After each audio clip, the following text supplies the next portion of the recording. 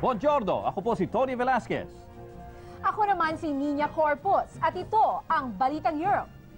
Samahan niyo po kami sa paghahatid ng mga mahalaga at makabuluhang pangyayari sa iba't ibang bahagi ng Europa. Saan man dako ng mundo, asahan niyong naroon kami, handang maglingkod sa bawat kapamilyang Pilipino. Mula sa Germany, nais kumustahin ni Marife Alicos Hams ang kanyang mga magulang sa San Remigio, Cebu.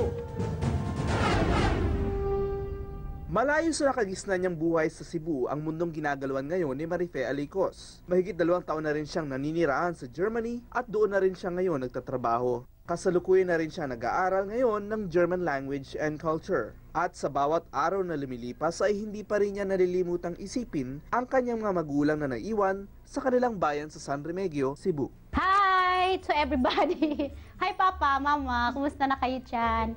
Lahat. Ay, naku, nandito kami ngayon. Nagbibidyoke. Dito kasama ko, mga ate ko, mga magaganda.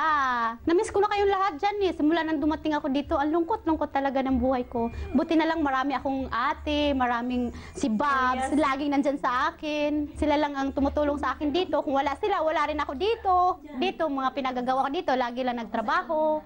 Pagdating sa bahay, natutulog na agad. Kung kaya ko lang kayong suportahan, mama ko, umuwi na ako dyan talaga. Dan, kumusta naman ka dyan sa Germany? Kami dito sa Cebu. Ayan, maayos naman ang kalagayan namin. Kumusta naman ang trabaho niyo? Dahil salamat naman sa lahat na binigay niyo sa amin. Kasi naghintay kami buwan-buwan sa inyong suporta. Mahirap ang buhay dito. Mahal naman ang bigas. Kayo dyan, kumusta man? Sa inyong asawa dyan, kumusta naman? Aray, kumusta? Yan, yung papa. Maraming ka. Istorya mo dahil sa ABCBN. Kayo diya naman.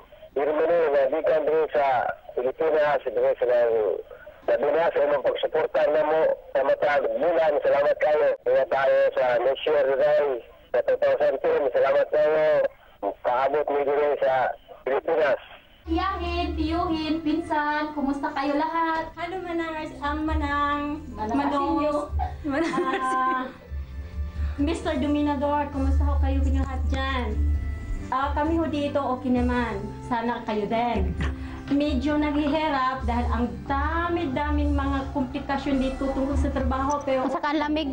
dahil sa inyo, Malamig. medyo matatag ang loob namin. Ingat kayo dyan. Galing. Ang Feelings importante talaga. sa atin ay yung health natin. Yun lang, mag-ingat kayo dyan lagi ha. Kung wala kayo, wala ako dito. Dahil sa inyo to lahat.